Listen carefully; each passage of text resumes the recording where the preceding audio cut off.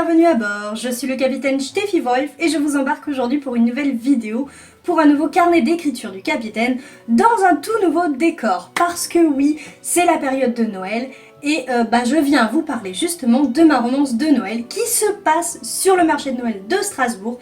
Alors j'ai mon propre marché de Noël ici. Le thème de cette vidéo, vous l'aurez peut-être vu, c'est le travail éditorial qui a été fait autour de cette romance de Noël. Alors commençons peut-être par le début, de quoi parle la romance. Alors vite fait, il s'agit d'un homme et d'une femme qui vont se retrouver au marché de Noël de Strasbourg, lui étant exposant et elle proposant un service de garde d'animaux. Il va avoir besoin d'elle puisqu'il a lui-même un chien dont il n'a pas pu se débarrasser ou qu'il n'a pas pu confier pendant qu'il tenait le stand, donc il va s'adresser à elle et il se trouve que cet homme et cette femme se connaissaient d'avant, donc ça va faire remonter un petit peu des souvenirs, des bons mais surtout des mauvais, et puis au milieu de tout ça, évidemment, vous avez la romance. Ce roman, il est vraiment pensé comme un film de Noël où vous êtes là, sous votre plaid, avec votre chocolat chaud, vos biscuits, votre thé, votre café, que sais-je, mais où vous savourez un moment pas prise de tête qui va vous mettre le smile, du feel good en veux-tu en voilà, mais où des fois ça se passe mal, mais au final tout va bien dans le meilleur des mondes, parce qu'à la fin quand même c'est une romance et oui, il y a un happy ending. Le petit résumé étant fait, parlons maintenant du côté éditorial. Alors bien sûr côté éditorial, mais de mon point de vue d'autrice. Donc déjà, cette romance, je l'ai écrite il y a un petit peu longtemps maintenant, et je l'ai envoyée à une maison d'édition autre que celle pour laquelle j'ai l'habitude de travailler. Ça fait un peu bizarre dit comme ça, mais à laquelle j'ai l'habitude d'envoyer mes romans. En effet, j'ai envoyé mes écrits à plusieurs maisons d'édition. Alors il y a tout d'abord eu Anyway Édition. Ici, donc c'était une nouvelle dans le cadre de leur recueil de nouvelles Une Saint-Valentin d'enfer, c'était en 2017. Ensuite j'ai envoyé 3 romans chez Sudaren Édition, qui est ma plus grosse maison d'édition, celle à laquelle j'envoie mes romans assez, pas régulièrement, mais à chaque fois que j'écris un roman qui me semble pouvoir être publié, c'est quand même à eux que je l'envoie. Et ils sont là. Et enfin j'ai envoyé une nouvelle lors d'un concours de nouvelles à la maison Marathon Édition, donc c'est juste ici. Donc vous voyez, j'ai quand même une certaine expérience en termes éditorial, mais encore une fois, point de vue autrice. Puisque à chaque fois que vous envoyez un texte à une maison d'édition et que cette maison d'édition vous dit oui, eh bien ils ont chacune une façon de travailler qui est différente et c'est tout à fait normal. Avec Erato, qui est donc la maison d'édition de ma romance que j'ai oublié de vous présenter avec une petite image, un titre, etc. Vin chaud, poème et boule de poil. Donc chez Erato, lorsque j'ai pris contact avec, lorsque l'éditrice a pris contact avec moi pour me parler des corrections éditoriales, elle m'a dit, d'abord elle m'a dit, chez nous on choisit d'abord la couverture et seulement une fois qu'on a la couverture, on passe au travail éditorial du texte. J'ai dit ok, pourquoi pas. En fait, ça permettait d'avoir une deadline à la fois pour la maison d'édition et pour l'auteur, de manière à savoir où on va, quelle direction on prend et à quel moment on s'arrête. Et donc elle m'a dit ça, j'ai dit ok. Elle m'a dit aussi, attention, généralement quand j'envoie le texte corrigé ou avec les corrections à apporter, l'auteur, l'autrice pleure, laisse le manuscrit de côté 2-3 semaines, le temps que ça redescende, et ensuite va retravailler son texte. Oui. Alors ça c'est une chose, et puis il y a aussi l'autre chose qui est le temps, qui nous presse. Et puis le fait que moi j'avais une certaine expérience, et où je me suis dit non, Steffi ne pleurera pas face à des corrections éditoriales, Steffi n'aura pas besoin de 3 semaines de délai avant de reprendre son texte, Steffi elle sait faire tout ça. Oui, alors la première étape, ça a été l'étape couverture, et moi, certains, ou plutôt une certaine personne vous le dira, et puis maintenant elles sont plusieurs, elles vous le diront, donc je suis assez pointilleuse, assez énervante au niveau des couvertures, puisque je sais ce que je ne veux pas, mais je sais rarement ce que je veux. Donc c'est-à-dire que ça part un petit peu dans tous les sens et que parfois les gens en face en ont un petit peu marre, mais ils sont cela dit très compréhensifs et pour ça je les remercie énormément parce qu'ils me fournissent un travail ou plutôt des travaux divers, variés dans lesquels je peux faire mon choix et donc nous avons trouvé cette couverture qui est d'une mignonitude absolue. Voilà. Et pourtant on est passé par mais vraiment des trucs ultra différents.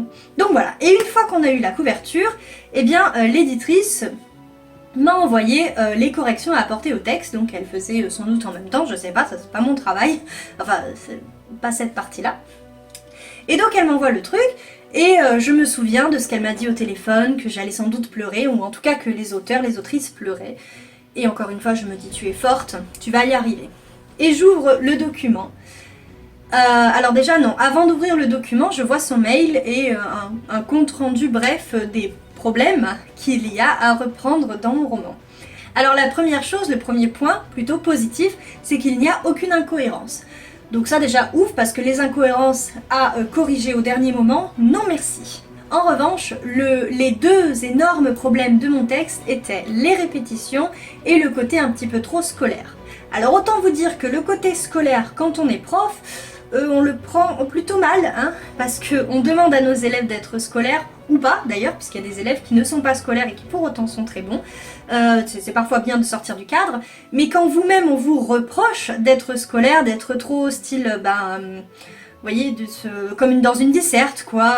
Vous avez introduction, plan en 3 parties, avec d'abord, ensuite, enfin, et puis conclusion. Voilà, en gros, mon texte, c'était un petit peu ça qui m'était reproché.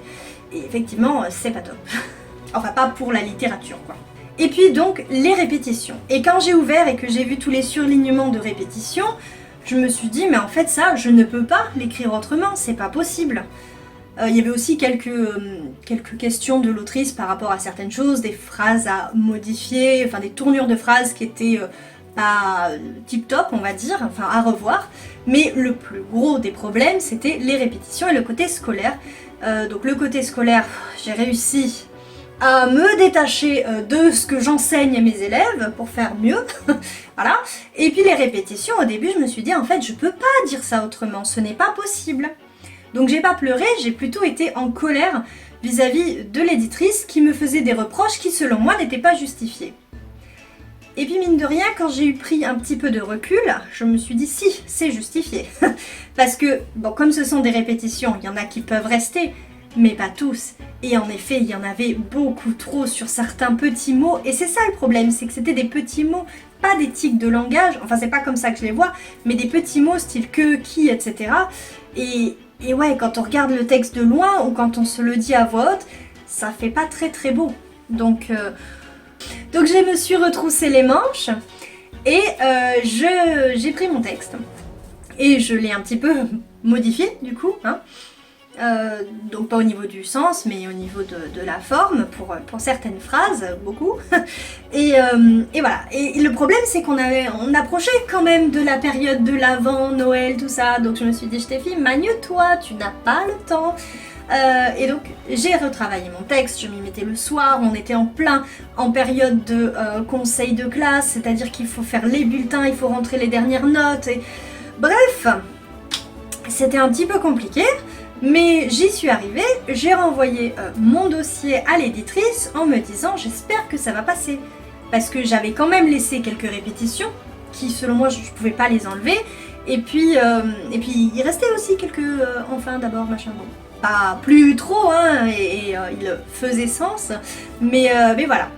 Et donc j'ai vraiment croisé les doigts en me disant j'ai modifié mon texte, j'ai fait le taf, mais est-ce que je l'aurais bien fait selon les attentes de l'éditrice qui semblait en avoir beaucoup. Et bon bah écoutez c'est passé, elle m'a dit oui c'est bon maintenant effectivement ça marche, ça coule beaucoup mieux, c'est plus fluide, donc on va y aller. Et oui, on va y aller, parce qu'en fait, le travail éditorial ne s'arrête pas là. Bah déjà, il y a toute la conception du BAT, et là, quand je l'ai reçu, j'avais des étoiles plein les yeux. Et croyez-moi, des étoiles, il n'y en avait pas que dans mes yeux, hein, voilà. Enfin, achetez le bouquin si vous voulez savoir. Mais bref, le livre est magnifique. Je ne l'ai pas en papier, moi je l'ai juste en fichier, j'ai ce fameux BAT. Et il est magnifique, il me donne tellement envie de l'avoir dans les mains, j'aurais tellement voulu vous le montrer là tout de suite, mais que voulez-vous que je vous dise, c'est comme ça.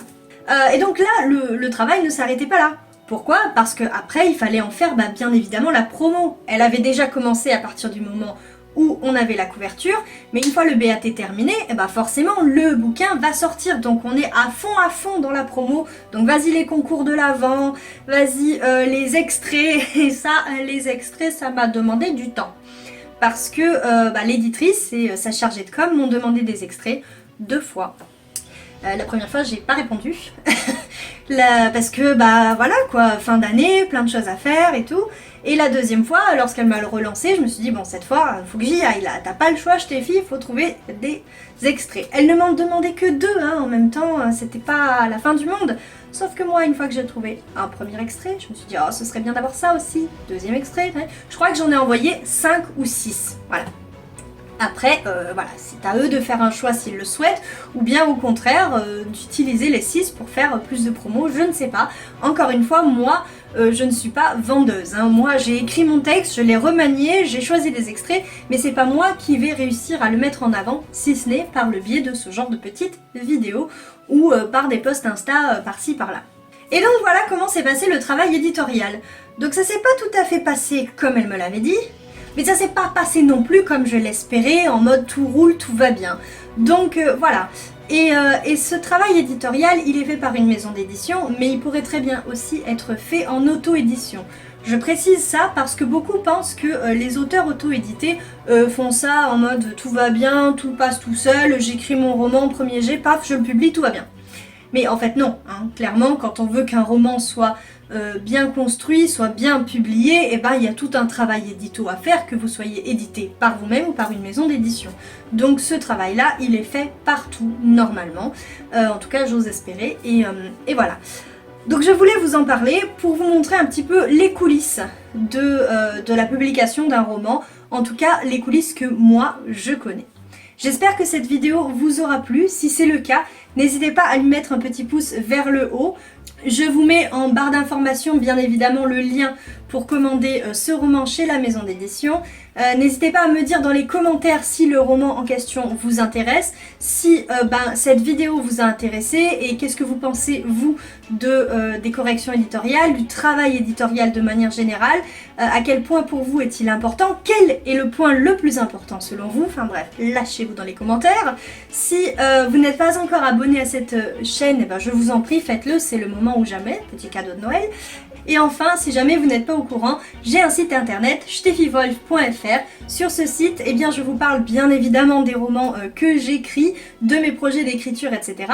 Mais aussi, et en fait principalement, des lectures que je peux faire. Il y a tout plein de chroniques, d'avis littéraires. Donc je vous en prie, allez faire un tour. Ça peut aider pour s'orienter vers des cadeaux, sait-on jamais si on est des last minute comme moi-même.